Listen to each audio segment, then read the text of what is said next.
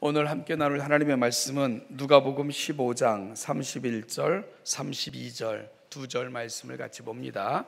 누가복음 15장 31절, 32절 두 절 말씀입니다. 우리 같이 한 목소리로 읽겠습니다. 시작. 아버지가 이르되 예 너는 항상 나와 함께 있으니 내 것이다 내 것이로되 이 내 동생은 죽었다가 살아났으며 내가 잃었다가 얻었기로 우리가 즐거워하고 기뻐하는 것이 마땅하다 하니라. 아멘.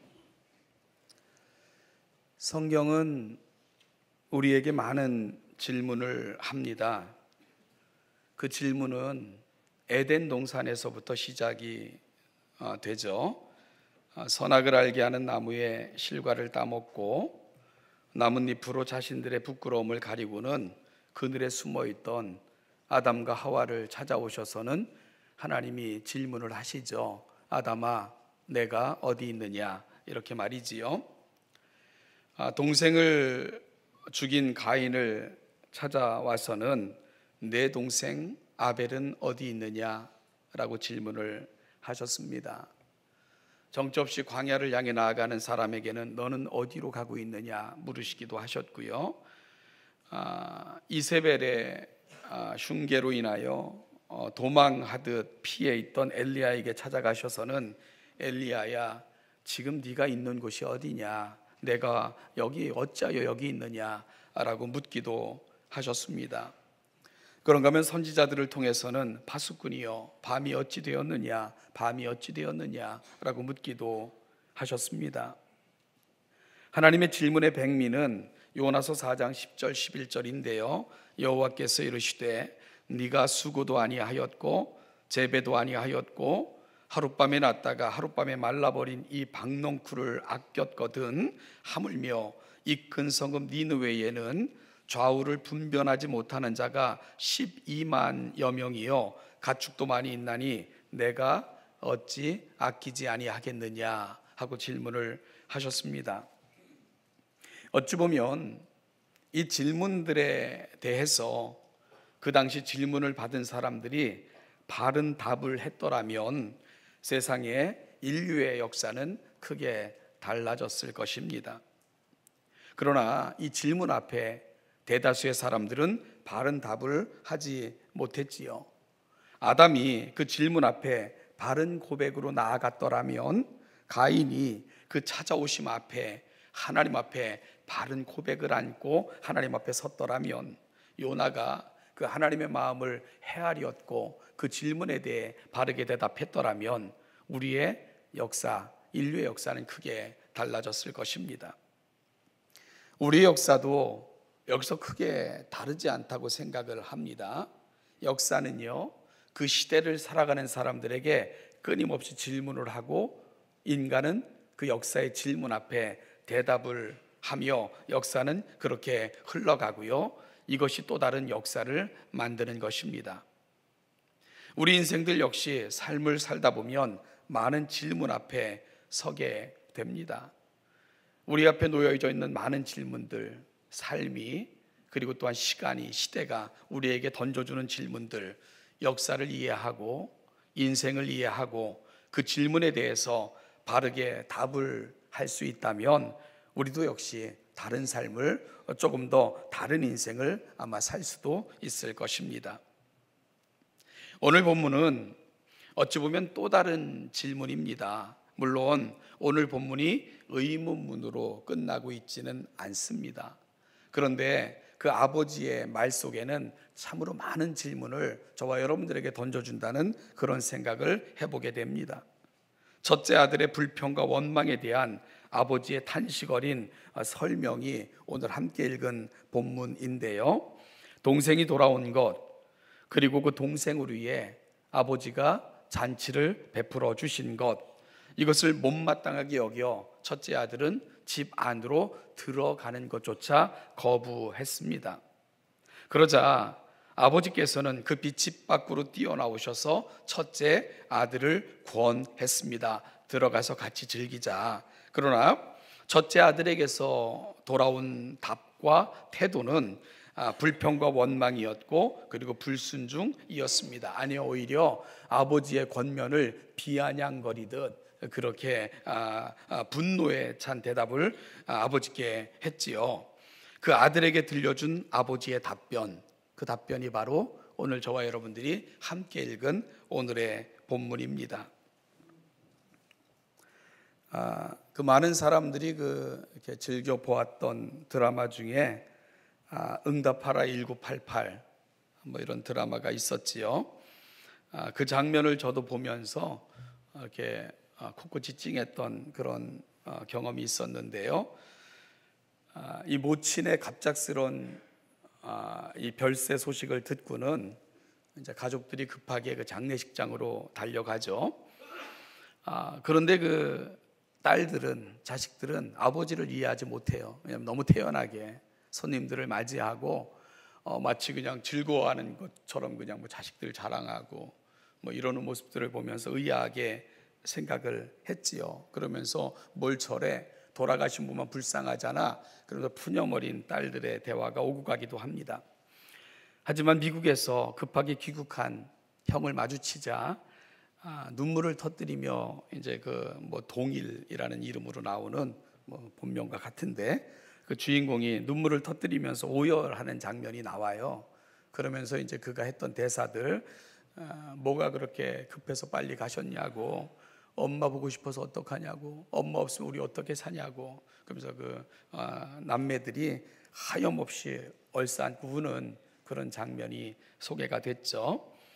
그 뒤로 그 주인공으로 나왔던 그 덕선이라는 아이의 나지막한 나레이션이 이제 이렇게 깔리잖아요. 어른들은 그저 견디고 있을 뿐이다. 나이의 무게감을 강한 척으로 버텨냈을 뿐이다. 어른들도 아프다. 뭐 이런 대사가 쭉 흐릅니다. 늘 그 자리에 굳건히 서 있을 것만 같았던 아버지, 그저 그 어깨에 짊어진 짐이 너무 무거워서 드러내지 못하고 살아가는 그 아픔을 나레이션을 통해서 그렇게 이제 작가는 표현해내고 있었던 거죠. 요즘 그 아버지들, 특별히 여러분 우리나라에서 자살률이 급격하게 높아지고 있는 계층이 어딘 줄 아세요? 40대부터 60대 계층의 자살률이 엄청나게 높아지고 있다는 그런 통계가 나와 있습니다. 이런 그 중년의 남자들, 특히 그 시대의 아버지들이 겪고 있는 그 증상을 어떤 그 사회학자는 가면성 우울증, masked depression이라고 이렇게 표현을 했더라고요. 가면성 우울증, 무슨 말인지 이렇게 좀 이해가 되시죠, 그죠? 그 아픔을 드러내지 못하여 내면으로 쌓여가는 그것이 우울증이 돼서 나중에는 그 무게를 이기지 못해서 삶을 끊는 이런 경우까지 이 사회가 급격하게 흘러가고 있다, 이런 증세를 이야기하는 겁니다. 뭐 가면성 우울증, 정신적인 진단명은 아니지만 우울증에서 이렇게 특이적으로 나타나는 우울감, 무력감, 그리고 내면적인 그 아픔들, 이런 것들을 그렇게 표현한다고 해요. 그래서 이런 것들이 치유가 되지 않으면 신체적인 증상들로 나타나는데 뭐 내적 고통이 때로는 속쓰림, 어깨 결림, 과도한 피로감, 뭐 이런 것들로 이렇게 나타나게 되고, 그런 것들이 이제 바로 표현되게 해결되지 않으면 이렇게 목숨을 끊는 단계로까지 이르는 안타까운 현상을 이 사회가 겪고 있다. 그래서 이 내면적 우울증이라는 말은 어찌 보면 이 사회, 여기 우리들의 가장 가까운 우리 아버지들의 이야기일 수 있다, 이렇게 글을 쓴 어떤 그 의사의 글을 읽어본 적이 있습니다. 여러분, 제가 조금 엉뚱한 소리를 좀 해볼까요? 요즘은 하나님의 위기라는 생각을 해봤습니다. 마치 오늘 본문에 나타나는 아버지의 모습처럼 이 사회가 겪고 있는 중년 남성들의 위기처럼 하나님의 위기라는 생각을 제가 엉뚱하게 좀 해봤습니다. 진짜 엉뚱하죠. 그런데 어찌 보면 저와 여러분들은 하나님을 너무나도 모른다는 생각을 한번 해봤어요. 여러분들 하나님을 잘 아세요? 하나님이 어떤 분이십니까? 우리가 하나님에 대해서 참 많은 표현들을 올려드리죠. 전지전능하시다, 무수부재하시다, 만왕의 왕이십니다, 만주의 주이십니다, 그분께는 능치 못하심이 없으십니다, 뭐 이런 말들, 온갖 찬사들을 하나님께 다 올려드리지요. 여러분, 이런 개념들, 하나님은 능치 못하심이 없으시고 어디에나 계시고 모든 것을 아시고 뭐 그런 개념들이잖아요. 이런 생각들이 어찌 보면 하나님이 누구세요? 라고 질문을 하면 여러분들이 하는 보편적인 대답 드릴 것입니다. 우리의 기도에서도 하나님은 늘 그렇게 표현되고 있으니까요. 그리고 우리가 기도할 때 이런 하나님을 고백하며 우리 인생 가운데 개입해 주시기를 요청을 하죠. 제가 기도에 대한 오해를 설명할 때 자주 인용하는 그 예전 어린이 만화 주제가 짱가, 뭐 어디선가 누군가에 무슨 일이 생기면 짜짜짜짜짜 짱가, 뭐 엄청난 기운이 틀림없이 생겨난다, 뭐 그런 노래잖아요. 그러니까 어디선가 누군가에 무슨 일이 생기면 짜짜짜짜짱 하고 나타나는 짱가, 우리는 하나님이 그런 하나님이시기를 기대하잖아요. 그렇죠? 그리고 이 하나님이 그런 하나님이셔야 되고 우리가 부를 땐 언제나 나타나셔서 우리의 문제를 해결해 주시면 그분은 최고의 신이십니다. 그런데 그렇게 일하시지 않으면 우리는 곧장 첫째 아들이 돼버리고 말죠. 나를 위해 하신 게 뭐예요? 도대체 제게 관심이나 있으십니까? 아니, 악인들은 저렇게 잘 되고 형통한데 도대체 왜 우리에겐 이러한 문제가 생깁니까? 하는 첫째 아들의 고백으로 곧장 달려가 버리고 마는 게 어찌 보면 우리의 모습이라는 생각을 해봤어요. 여러분, 그런데 하나님에 대한 이러한 이해와 이러한 요구 속에는 아주 심각한 문제가 내포되어 있다는 것을 우리가 살펴볼 필요가 있습니다. 창세기 18장에 보면 아브라함과 이 소돔과 고모라를 멸하러 가던 하나님의 사자 사이의 대화가 기록되어져 있습니다. 소돔과 고모라, 이제 멸망의 시간이 얼마 남지 않았어요. 아브라함이 다급해졌죠. 왜냐하면 거기에는 롯과 그의 가족들이 살고 있었기 때문입니다. 그래서 아브라함이 그 하나님의 사자들을 향해 간절히 구해요. 그곳에 의인 50명만 있다 해도 그 의인 50명이 악인들과 함께 멸하는 것을 보시지 않겠죠. 의인 50만 있어도 용서하실 거죠? 그럴 거라 대답을 합니다. 아브라함이 다시 말하잖아요. 그 50에서 5명 빠진 45명만 있어도 그래도 그들을 악인들과 함께 멸하지 않으시겠죠? 그러시겠다 약속하십니다. 그러자 아브라함은 40명만은요, 30명만 있다면, 20명만 있다면, 아니 10명만 있어도 하나님 용서하실 거죠? 라고 부탁을 합니다. 그러겠다 하고 약속하셨죠. 결국 소돔과 고모라는 그 의인 10명이 없어서 멸망해버리고 만 것입니다. 여러분, 이런 대화를 통해 보면 하나님의 마음의 소원이 무엇인지를 우리가 알 수 있지 않겠습니까? 하나님의 인내, 하나님의 주저하심, 하나님의 소원, 하나님의 간절하심, 이런 것들이 보여지지 않습니까? 하나님의 안타까움입니다. 사랑하는 여러분, 우리 하나님, 우리 고백처럼 그런 분이실 거예요. 전지전능하시고 무수부재하시고 모든 것에 능하시고 모든 것을 아시는 분이십니다. 그런데 우리 하나님, 이런 하나님이신 하나님은 그 하나님 되심을 하나님 당신을 위해 사용하시지 않으신다는 사실입니다. 여러분, 우리 하나님이, 이런 하나님이 정말 그 하나님 되심을 하나님의 군림하심, 스스로를 드러내시기 위해 이런 하나님 되심을 사용하셨다면 저와 여러분들에게 미치는 결과는 어떤 것들일까요?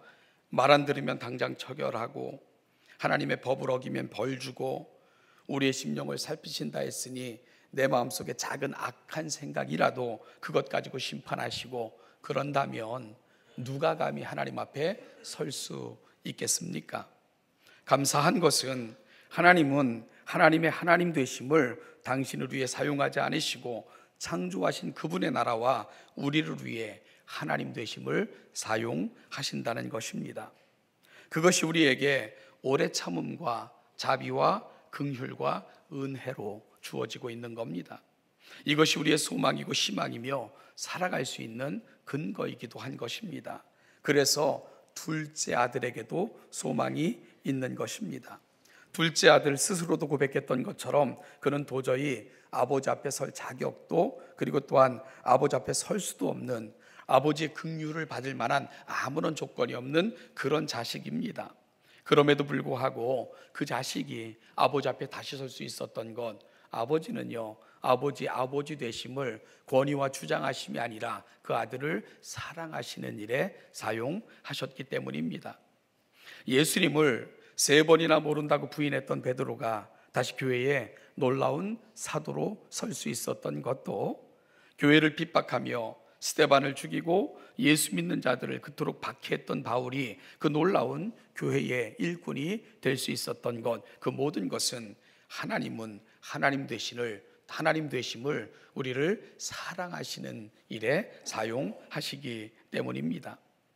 그런데 그 하나님의 인내가 무한하지만은 않다는 것을 하나님께서는 성경을 통해 우리에게 말씀하셨습니다. 그리고 그 구체적인 예들을 들어 보이시기도 하셨어요. 노아의 홍수 때에, 소돔과 고모라의 때에, 그리고 가나안 땅의 정복을 통해, 심지어는요 이스라엘의 심판을 통해서도 하나님의 자비는 영원하지만은 않다는 것을 보여주셨습니다. 여러분, 그러실 수밖에 없는 것은 바로 하나님이 창조하신 그 창조의 세계를 보존하셔서 창조의 질서가 유지되게 하실 수밖에 없기 때문에 하나님께서는 세상을 심판하시기도 하시는 것입니다. 어찌 보면 세상을 심판하시는 하나님의 또 다른 속성이 있다면 그것은 바로 하나님이 창조하신 세상을 사랑하심이 때로는 심판으로도 나타나게 되는 거지요. 그래서 이 세상의 죄가 충만하고 더 이상 간과하실 수 없을 때 하나님은 심판의 칼을 빼어 드실 수밖에 없는 겁니다. 그리고 마치 성경에서 보여주셨던 그 예표적인 사건들처럼 이 세상에 대한 심판도 그렇게 이루어지게 될 것입니다. 여러분, 제가 앞서 조금 엉뚱스럽게 하나님의 위기라는 표현을 사용해 봤습니다. 요즘 우리가 살아가는 세상을 보면 그 하나님의 인내의 시간이 끝나가고 있는 것은 아닌가 우려가 들기 때문에 그렇습니다. 세상은 마치 미쳐서 날뛰는 것 같고요, 세상의 온갖 죄악들, 상상할 수도 없었던 죄악들이 스멀스멀 세상으로 기어 나오고 있습니다. 온갖 신성 모독의 악한 말들, 막말들이 끊임없이 아무런 꺼리낌 없이, 아무런 마음의 부담감도 없이 그렇게 되어지는 세상. 그런가 하면 예수를 십자가에 못 박고 조롱하던 로마 군인들의 강포가 예수 믿는 자들을 향해 쏟아지고 있는 그런 현실을 우리가 보고 있습니다. 예수님은 이미 말씀하셨습니다. 이런 일이 벌어지거든 눈을 들어 마치 무화과 나무이 피어나여지면 여름이 가까운 것을 아는 것처럼 시대의 징조를 통해 그 시대가 마지막을 향해 가까이 가고 있다는 것을 눈을 들어 경성하고 각성하여 분명히 깨달으라고 예수님은 이미 말씀하셨습니다. 사랑하는 여러분, 그래서 오늘 우리는 다시금 아버지의 질문 앞에 서야 됩니다. 말씀드린 것처럼 오늘 본문은 질문으로, 즉 의문문으로 끝나고 있지는 않지만 그럼에도 불구하고 아버지의 첫째 아들에 대한 답변 속에는 너무나도 많은 질문, 시급한 질문을 첫째 아들과 동시에 저와 여러분들에게 던지고 있기 때문입니다. 여러분, 그것은 첫째 아들에 대한 질문이며 동시에 저와 여러분들에게 주시는 질문이기도 합니다. 그래서 첫째 아들은 그 아버지의 답에 대해서 대답을 했던 것처럼, 대답을 해야 됐던 것처럼 우리 역시 그 아버지의 대답을 듣고는 이 아버지의 말씀에 대해 답을 해야만 됩니다. 그리고 우리가 그 아버지의 말씀에 대해 어떤 답을 드리느냐에 따라서 우리의 인생은 분명히 달라지게 될 것이고 삶의 목적과 인생관과 가치관도 달라지게 될 것입니다. 사실요, 그 질문에 대한 답은 이미 누가복음 전체에 걸쳐서 드러나고 있고요. 특별히 누가복음 10장에 가보면 선한 사마리아인의 비유가 예수님을 통해서 주어졌습니다. 어떤 율법사와 예수님 사이에 무엇을 하여야 영생을 얻을 수 있습니까? 라는 대화가 오고 갔죠. 그리고 이 대화는 율법의 본질에 대한 이해로 대화가 진행이 돼요. 그래서 율법에 뭐라고 쓰였냐? 예, 이렇게 쓰였습니다. 네가 다 행했냐? 행했습니다. 하는 율법의 본질에 대한 것. 여러분, 율법의 본질이 뭡니까? 하나님 사랑하고 이웃을 사랑하라 하는 것이 율법의 본질이라 하는 대화로까지 연결이 됐죠. 그러자 이 모든 것들이 율법의 본질이니 이 율법을 네가 지키면 구원을 얻겠지라고 말씀하신 거예요. 그러자 여러분, 이 율법사가 뭐라고 대답합니까? 뭐라고 질문합니까? 나의 이웃이 누구입니까? 라고 질문을 해요. 그 율법사의 질문에 대해서 예수님이 베푸신 비유가 선한 사마리아인의 비유입니다. 한 강도 만난 사람을 못 본 척 혹은 피해서 지나쳤던 사람들, 그들은 제사장과 레위인들이었습니다. 여러분, 예수님을 찾아와서 대화를 나누었던 율법사와 같이 율법에 대해서 정통했던 사람들입니다. 그런데 정작 그들은 여러 가지 이유를 들어 강도 만난 자, 거반 죽어가는 그 사람을 외면하고 그냥 지나쳐 갔지요. 그리고 강도 만난 사람 곁을 사마리아인이 지나가게 되었습니다. 그는 거반 죽어가는 그를 정성껏 치유하여 주었고요, 숙소까지 마련해주고 숙소 주인에게 정성스러운 치료를 부탁하고 혹시 더 많은 비용이 들거든 돌아오는 길에 내가 다 갚겠다라고 이야기하면서 정성스러운 치료를 부탁을 했습니다. 여러분, 이 비유 끝에 주님이 다시 율법사에게 질문을 하셨습니다. 누가 강도 만난 자의 이웃이냐? 라고 물으셨어요. 대답이 너무 쉽잖아요.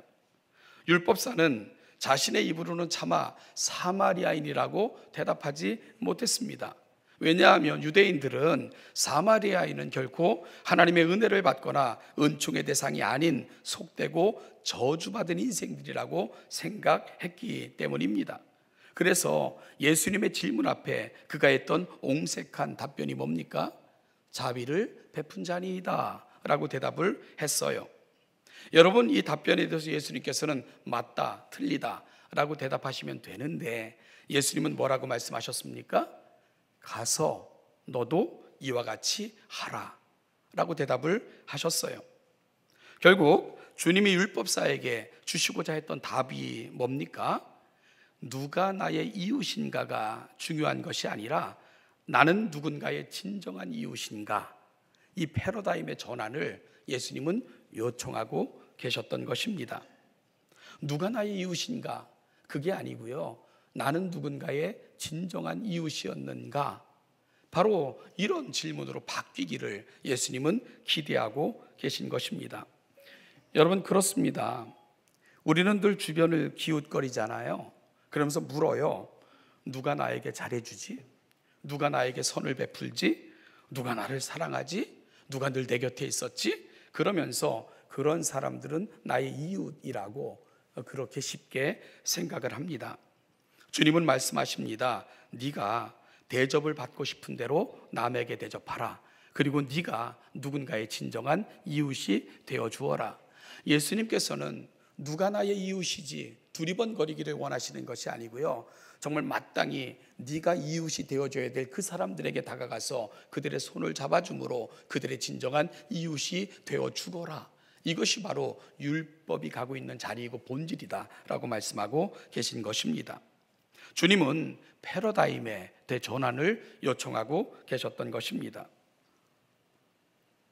복음은 율법을 넘어 누군가에게 은혜가 될 때 비로소 우리는 하나님의 마음을 헤아리는 사람들이 될 수 있는 것입니다. 오늘 본문에서 만나는 아버지는 바로 이 패러다임의 전환을 요청하고 계신 것입니다. 여러분, 첫째 아들은 우리가 누가복음에서 흔히 만나는 그런 사람들입니다. 때론 바리새인으로, 때론 율법사로, 때로는 서기관으로 끊임없이 우리에게 다가오는 사람들, 바로 누가복음에서 오늘 첫째 아들과 같은 부류의 사람들이 그와 같은 유의 사람들입니다. 이들은 끊임없이 자신들의 의의를 주장하고 그래서 하나님의 시선이 자신들에게 있을 것이라고 생각을 합니다. 그리고 자신들은 은혜 받은, 선택받은 은총의 자녀들이라고 주장을 합니다. 그런데 그들은요, 치명적으로 놓친 한 가지 실수가 있습니다. 그것은 은혜를 주신 분, 은총을 주신 분, 그분의 시선이 어디를 향해 있고 어디에 고정되어져 있는가, 그분의 시선은 살피지 않고 있는 것이지요. 아버지의 진정한 기쁨이 무엇인가를 그들은 놓치고 있었습니다. 아버지의 풍성함은 그 풍성함의 목적이 아니라 그 풍성함을 모든 자녀들이 함께 누림, 바로 아버지의 기쁨은 그곳에 있었다는 것을 첫째 아들과 같은 이런 유의 사람들은 놓치고 있었던 것이지요. 그래서 아버지는 아들의 행복을 위해서는 모든 재산이 중요하지 않으셨다는 것을, 아버지에게 있어서 재산보다 중요한 것은 바로 자신들 생명이라는 것을 첫째 아들은 늘 놓치고 있었던 것입니다. 그래서 결국은 하늘 보좌 버리시고 하나님의 그 모든 풍요로움을 버리시고 진히 육신을 입고 이 땅에 오셔서 가장 가난한 자처럼 되셨던 그 하나님을 그들은 놓쳐버린 그런 인생들이 되고 만 것입니다. 그래서 본문에서 만나는 아버지는 위기 가운데 놓여 계십니다. 자녀가 있지만 그 자녀는 아버지의 시선을 전혀 이해하지 못하고 있는 거예요. 그래서 아버지의 슬픔은 계속될 수밖에 없고, 아니 지금도 그 아버지의 슬픔은 계속된다고 생각을 합니다. 우리 속에서 말이지요. 우린 여전히 첫째 아들처럼 살아가고 있는 것이 아닌가 걱정되기 때문입니다. 전남대 의대를 졸업하고 방글라데시로 떠난 이성로라는 의사분의 이야기를 제가 기사를 통해 읽었어요. 그런 키가 153cm밖에 되지 않아서 군대에도 못 가고 군 면제를 받게 됐어요. 그는 이것을 물질을 채우는 기간으로 삼지 않고요, 군 면제를 특권으로 생각하지 않고 남들이 군 복무하는 기간만큼 의료 봉사를 하겠다라는 생각을 갖고 그는 방글라데시라는 나라를 향해 출발을 했습니다. 아시는 것처럼 방글라데시 세계에서 가장 가난한 나라 중에 하나입니다. 방글라데시는 가난하고 또한 인구 밀도는 매우 높은 그런 나라 중에 속하기도 해요. 여러분, 3년 정도의 시간, 이분이 저하고 나이가 같더라고요. 그러니까 한 3년 정도의 군 복무를 의료봉사로 대체하겠다 생각하고 방글라데시로 떠난 겁니다. 그런데 떠난 지 25년이 지난 지금까지 돌아오지 않고 있죠.